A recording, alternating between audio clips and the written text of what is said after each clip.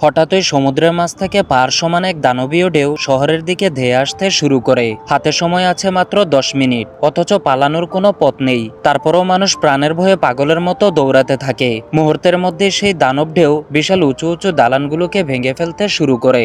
শেষ পর্যন্ত কি ঘটেছিল সেই অসহায় মানুষগুলোর ভাগ্যে? তো গল্পটি শুরু হয় মাঝ সমুদ্রে থাকা একটি জাহাজকে দেখিয়ে, যেখানে কিছু জেলে সমুদ্রে মাছ ধরতে এসেছিল। তখনই সমুদ্রের মধ্যে এক বিশাল ঘূর্ণিঝড় হতে শুরু করে। যদিও খবর পেয়ে রেস্কিউ টিম হেলিকপ্টার নিয়ে উদ্ধার করতে এসেছিল, কিন্তু তাদের একজন সঙ্গী বিশাল লোহার খাঁচার নিচে আটকা পড়ে গিয়েছিল। এদিকে বিশাল ঢেউ জাহাজটিকে ডুবিয়ে দেওয়ার মতো পরিস্থিতি তৈরি হয়ে গিয়েছিল, তাই তাকে এত অল্প সময়ে উদ্ধার করতে পারেনি। তখন লোকটি মৃত্যু জেনেও তার সবচেয়ে কাছের লোককে বলে, আমার জীবনে শুধু আমার একটি মেয়ে রয়েছে, তুমি তাকে দেখে রেখো। তখন চুই নামের লোকটিও তাকে কথা দেয় যে মৃত্যুর পর তার মেয়ের খেয়াল রাখবে। আর তখনই বিশাল একটি ঢেউ এসে জাহাজটিকে ডুবিয়ে দেয়। মুহূর্তের মধ্যেই সেই লোকটিও মারা যায়। তারপর আমরা চুই ওই একটি মেয়েকে দেখতে পাই। সে ওই লোকেরই মেয়ে যে ঘূর্ণিঝড়ে মারা গিয়েছিল। অর্থাৎ চুই তার সঙ্গীর কথা মতো মেয়েটিকে দেখাশোনা করার জন্য তার বাড়িতে নিয়ে আসে, যার নাম ইয়ানহু। তবে চুইয়ের চাচি ইয়ানহুকে দুচোখে সহ্য করতে পারতো না। তখন চুইয়ের চাচি অনেক রেগে গিয়ে মেয়েটিকে বলতে থাকে, আমরা নিজেরাই খেতে পাই না, তার উপরও সে আমাদের ঘাড়ে বসে খেতে এসেছে, এবং ইয়ানহুকে নানা ধরনের আজে বাজে কথা শোনাতে থাকে। তখন চুই এসে তার চাচিকে এমনটা করতে মানা করে আর বলে, মেয়েটির বাবা মারা গিয়েছে, সে এখন অসহায়, আমরা ছাড়া তাকে দেখাশোনা করার মতো আর কেউ নেই। একথা বলে চুই ইয়ানহুকে সেখান থেকে নিয়ে আসে। তবে তার চাচের এই সমস্ত কথাবার্তায় ইয়ানহু অনেক কষ্ট পায়। তারপর চুই ইয়ানহুকে বলে, তুমি আমার চাচির কথায় কিছু মনে করো না, আসলে চুইয়েরও কোনো বাবা মা নেই, সে তার চাচা চাচির কাছে ছোটবেলা থেকে বড় হয়েছে। যাই হোক, পরবর্তীতে আমরা একটি কোম্পানিতে কিছু লোককে মিটিং করতে দেখতে পাই। সেখানে কিম নামের একজন লোক তার অফিসের বসকে বলে, আমাদের এই শহরে মাত্র অল্প কয়েক মাসে অনেকগুলো ভূমিকম্প হয়ে গিয়েছে, যেটা ভালো লক্ষণ নয়। আমি গবেষণা করে দেখেছি খুব দ্রুত এই শহরের সমুদ্রের মাঝে বিশাল বড় একটি ভূমিকম্প হতে চলেছে, যার ফলে সমুদ্রের পানির ঢেউ পাহাড় সমান উঁচু সুনামি হয়ে শহরের দিকে আসতে চলেছে। অর্থাৎ এই বিশাল সুনামিতে খুব শীঘ্রই শহরটা ধ্বংস হতে চলেছে। তাই আমাদের উচিত এই শহরের সব মানুষদেরকে শহর ছাড়ার ঘোষণা করে দেওয়া। তখন বস তাকে জানায়, এটা শুধু তোমার একটা ধারণা মাত্র, বাস্তবে এরকমটা কখনোই হবে না। তোমার ধারণার উপর ভিত্তি করে যদি শহরের সব মানুষদেরকে অন্য জায়গায় ট্রান্সফার করে দেওয়ার ঘোষণা করে দেওয়া হয়, আর তারপর যদি সুনামি না আসে, তাহলে তো আমাদের গবেষণাকে ভুয়া বলে দোষ দেবে। তখন এই দায়ভার কে নেবে? তবে কিমের কথায় তার বস কোনো পাত্তাই দেয় না। তবে কিম জানতো এ শহরের মানুষ বিপদের মধ্যে পড়তে চলেছে, কিন্তু তার কিছুই করার ছিল না। লাঞ্চের সময় বের হয়ে কিম তার স্ত্রীকে সুনামির ব্যাপারে সব কথা বলে। তখন তার স্ত্রীও তার কথায় কোনো গুরুত্ব দেয় না। তবে কয়েক বছর আগে কিমের স্ত্রীর সাথে তার ডিভোর্স হয়ে গিয়েছে। তার স্ত্রী এখন নিজের বয়ফ্রেন্ডের সাথে থাকে। সেখানে কিমের মেয়ে আসে, কিন্তু কিমের মেয়ে তার আসল বাবাকে চেনে না। তবে আশ্চর্যের বিষয় হলো, কিমু তার স্ত্রী একই কোম্পানিতে জব করে। তারপর আমরা সমুদ্রের বিচের পারে হাজার হাজার মানুষকে দেখতে পাই, যেখানে সবাই অনেক আনন্দ করছে, কেউ সাঁতার কাটছে, কেউ রোদে শুয়ে আছে। কিন্তু তারা জানতো না যে খুব শীঘ্রই তাদের দিকে মরণ ঢেউ আসতে চলেছে। তারপর আমরা চুইয়ের বন্ধুকে দেখতে পাই, যে খুব দুষ্ট। চুইয়ের বন্ধু চুইয়ের আপন চাচাতো ভাইকে ভিক্ষুক সাজিয়ে সমুদ্র পাড়ে ভিক্ষা করতে নিয়ে আসে। সেও অন্ধ সাজার নাটক করে ভিক্ষা করতে থাকে, কারণ আজ তারা পরিশ্রম ছাড়াই কিছু টাকা উপার্জন করে রাতে পার্টি দেবে। বুঝতেই তো পারছেন কি পরিমাণ দুষ্ট হলে এমন কাজ করতে পারে। তবে সেখানকার সিকিউরিটিরা বুঝতে পেরে তাদেরকে ধরে নিয়ে আসে। চুই ও ইয়ানহু খবর পেয়ে সাথে সাথে দ্রুত সেখানে ছুটে আসে। চুইকে দেখে তার বন্ধু একটি টেবিলের কোনায় লুকিয়ে থাকে, এবং তার ছোট্ট চাচাতো ভাইকে কে নিয়ে এসেছে জিজ্ঞেস করলে সে হাত দিয়ে তার বন্ধুকে দেখিয়ে দেয়। চুই রেগে গিয়ে তার বন্ধুকে মেরে ফেলবে এমন অবস্থা হয়ে গিয়েছিল। তারপর দুজনকে সেখান থেকে ছাড়িয়ে বাড়িতে নিয়ে আসে।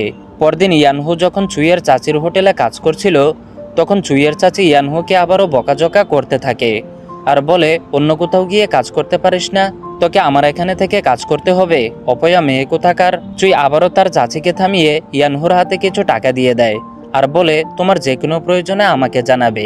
এতে ইয়ানহু অনেক খুশি হয়ে যায়। আসলে চুই ইয়ানহুকে মনে মনে অনেক পছন্দ করে। ওই দিন চুই ইয়ানহুর মন খুশি করার জন্য তাকে স্টেডিয়ামে নিয়ে গিয়ে খেলা দেখার কথা বলে। ইয়ানহু যেতে রাজি হয়। তারা স্টেডিয়ামে এসে অনেক আনন্দ করতে থাকে। তবে চুই খেলা দেখতে দেখতে অতিরিক্ত বেশি মদ খেয়ে মাতাল হয়ে পড়েছিল। সে মাতাল অবস্থায় একজন খেলোয়াড়কে নানা ধরনের বকাঝকা করতে থাকে। তারপর খেলার মধ্যে থেকেই তাকে স্টেডিয়াম থেকে বের করে দেওয়া হয়। ইয়ানহু তার জন্য খেলাটাই ঠিকভাবে দেখতে পারল না। অন্যদিকে কিম কম্পিউটারে ভালো করে দেখতে পায় সে ভয়ঙ্কর সুনামিটি ধীরে ধীরে অনেক বড় হচ্ছে এবং খুব শীঘ্রই পাহাড় সমান ঢেউ নিয়ে শহরের দিকে আসতে চলেছে। তারপর কিম মন খারাপ করে সমুদ্রের পাড়ে বসে থাকে আর মনে মনে তার মেয়ের কথাও ভাবতে থাকে, কারণ সুনামির ঢেউ যখন আসতে শুরু করবে তখন তার মেয়েকেও সে বাঁচাতে পারবে না। তাই ওই দিন সে তার মেয়ের পাশে বসে অনেক ধরনের গল্প করতে থাকে। কিছুক্ষণ পর তার স্ত্রী এসে মেয়েকে তার কাছ থেকে নিয়ে যায়। এতে কিম আরও বেশি কষ্ট পায়। ওই দিন জ্যোৎস্না রাতে চু ইয়ানহুর সাথে প্রেম প্রেম ভাষায় কথা বলতে থাকে, অর্থাৎ চু ইয়ানহুকে তার মনের কথা এখন বলে দিবে ভাবছে। তাই সে একদিন রাতের বেলা নদীর পাড়ে অনেক সুন্দর একটি আয়োজন করে ইয়ানহুকে সেখানে নিয়ে আসে এবং তাকে প্রপোজ করে দেয়। ইয়ানহু অনেক খুশি হয়ে যায়, কারণ সেও চুইকে মনে মনে অনেক পছন্দ করত। তখন ইয়ানহু চুইয়ের প্ল্যান করা অনেক সুন্দর সুন্দর দৃশ্য দেখে সে আরও বেশি খুশি হয়ে যায় এবং মন ভরে জ্যোৎস্না রাতের সেই দৃশ্যগুলো দেখতে থাকে। পরদিন চুই ইয়ানহুকে তার বাবার কবরের কাছে নিয়ে আসে। আসলে ইয়ানহুর বাবা মারা যাওয়ার পর তার নামে সমুদ্রের পাড়ে একটি সমাধি তৈরি করা হয় এবং প্রতিদিন ইয়ানহু সেখানে এসে কান্না করতে থাকে আর বলতে থাকে, বাবা তুমি আমাকে কেন ছেড়ে চলে গিয়েছিলে, প্লিজ তুমি ফিরে আসো, আমি তোমাকে অনেক মিস করছি। যাই হোক, দেখতে দেখতে সেই দিনটা চলে আসে যেদিন বিশাল দানবাকৃতির পাহাড় সমান ঢেউ নিয়ে শহরকে ধ্বংস করবে। কিম কম্পিউটার স্ক্রিনে দেখতে পায় আর মাত্র কয়েক ঘন্টা পর সেই ভূমিকম্প পাহাড় সমান দানব ঢেউ রূপ ধারণ করে শহরের দিকে আসতে চলেছে। তাই সে শেষবারের মতো তার বসকে জানায় সে যেন শহরের সবাইকে ইমার্জেন্সিভাবে শহর ছাড়তে বলে।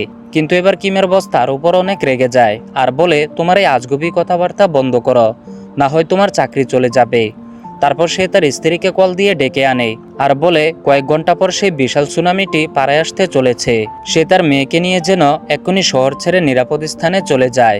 একথা শুনে কিমের স্ত্রী আরও রেগে যায় আর বলে, তুমি কি পাগল হয়ে গিয়েছো নাকি? পাহাড় সমান সুনামি আমাদের শহরে আসতে চলেছে। কিমের স্ত্রী রেগে গিয়ে আরও বলে, ও তোমার মেয়ে নয়, আমার মেয়ে। আমি তাকে ছোটবেলা থেকে লালন পালন করে বড় করেছি। আমার মেয়ের ভালো মন্দ আমি বুঝবো, আমার মেয়েকে নিয়ে তোমাকে ভাবতে হবে না। একথা বলে তার স্ত্রী সেখান থেকে চলে যায়। অন্যদিকে চুইও তার বন্ধু আকাশের দিকে তাকিয়ে হঠাৎই হাজার হাজার পাখি উড়তে দেখতে পায়। দৃশ্যটা খুবই ভয়ঙ্কর মনে হচ্ছিল।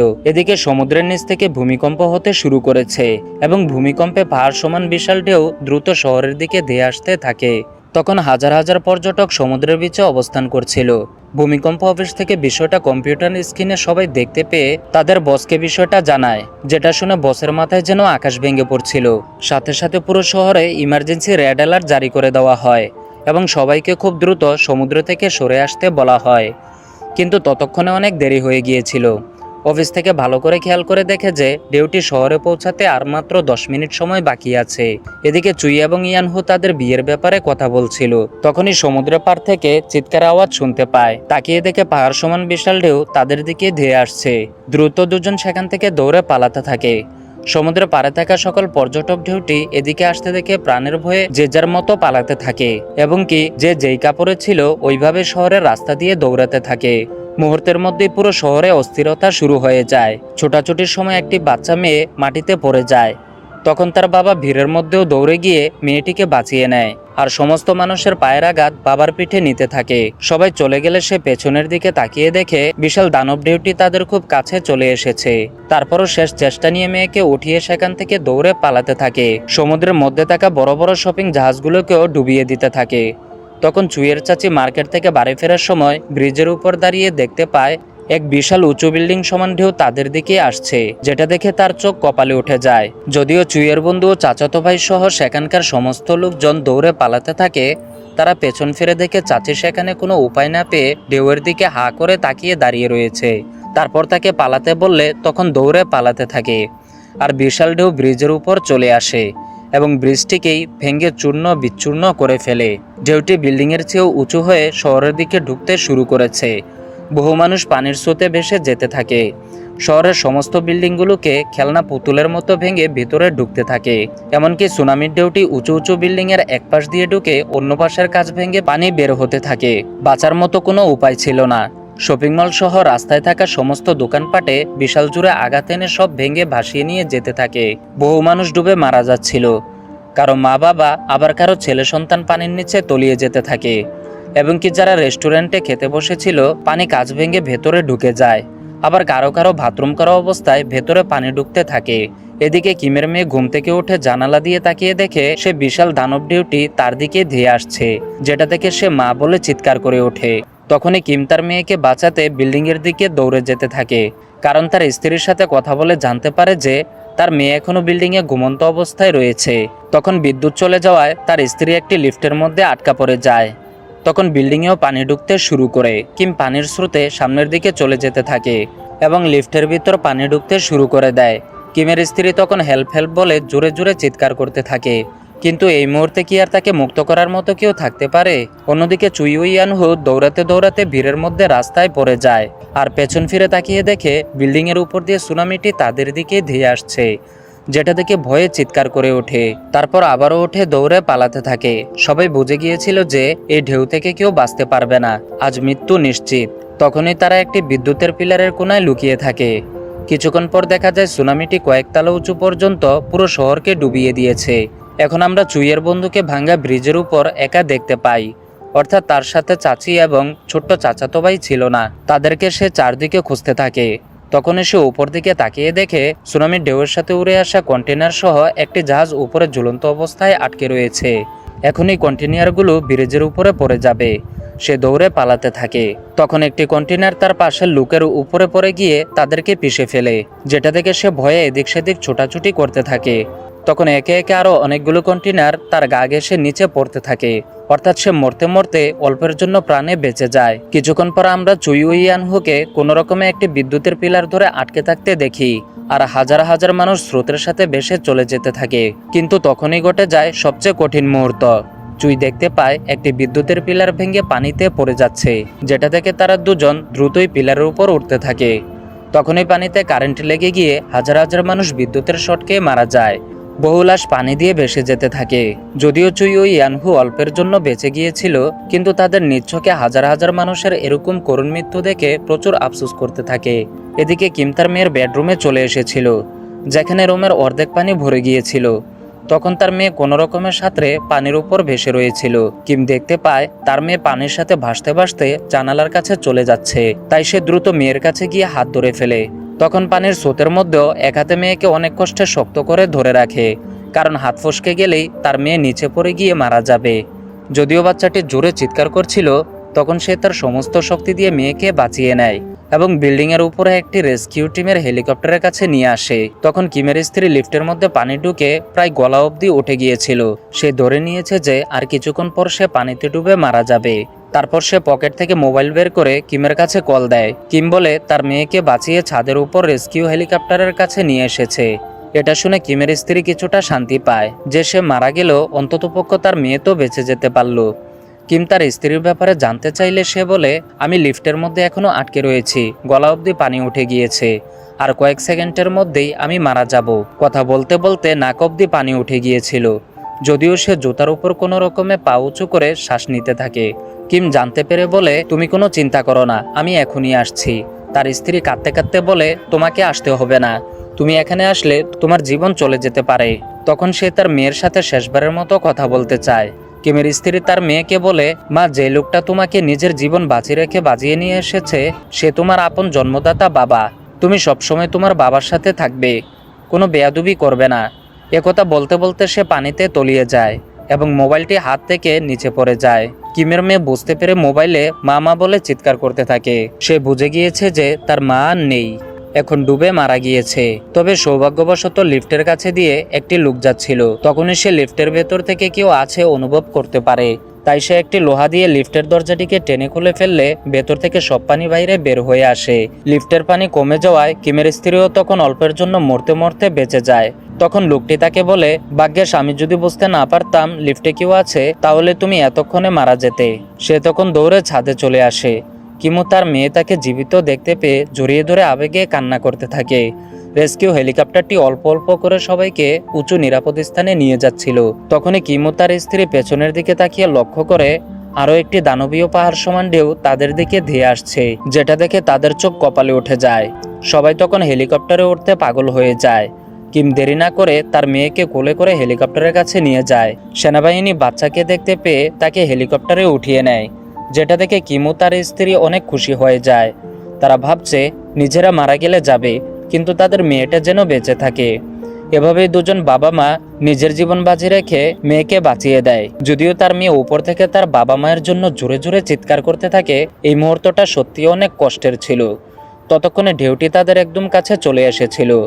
সবাই তখন মৃত্যুর জন্য প্রস্তুত হয়ে যায়। তখন আমরা কিমের স্ত্রীকে তার স্বামীর দায়িত্ব পালন করতে দেখি। সে তার স্বামীরটাই ঠিক করে দিচ্ছিল আর বলছিল, আমি তোমাকে বুঝতে পারিনি, প্লিজ তুমি আমাকে ক্ষমা করে দাও। তখন কিম তার স্ত্রীকে ক্ষমা করে দেয়। মৃত্যুর আগে দুজন দুজনকে শক্তভাবে জড়িয়ে ধরে থাকে। তখনই বিশাল ঢেউ এসে সবাইকে ডুবিয়ে দেয়। অন্যদিকে চুইয়ের চাচিও তার বন্ধুকে কন্টেনারের উপর উঠতে দেখতে পায়, কিন্তু সে তার ছেলেকে চারদিকে তাকিয়ে কোথাও খুঁজে পাচ্ছে না। তখনই তার ছেলেকে পাশে চিৎকার করতে দেখতে পায়। ছেলেটি প্রায় ডুবে যাচ্ছিল। তখন চুইয়ের বন্ধু সাঁতরে গিয়ে তাকে বাঁচিয়ে নিয়ে আসে। চুই তখন উপর থেকে নিচে পড়ে যায়। ইয়ানহু তাকে এক হাতে শক্ত করে ধরে রাখে। পানির স্রোত বেশি হওয়ায় চুইকে ধরে রাখতে অনেক কষ্ট হচ্ছিল। যদিও তখন পানিতে বিদ্যুৎ ছিল না, যার কারণে চুই তখনও বেঁচে ছিল। অর্থাৎ দূরে বিদ্যুতের তার ছিঁড়ে গিয়ে এখানকার বিদ্যুৎ বন্ধ হয়ে গিয়েছিল।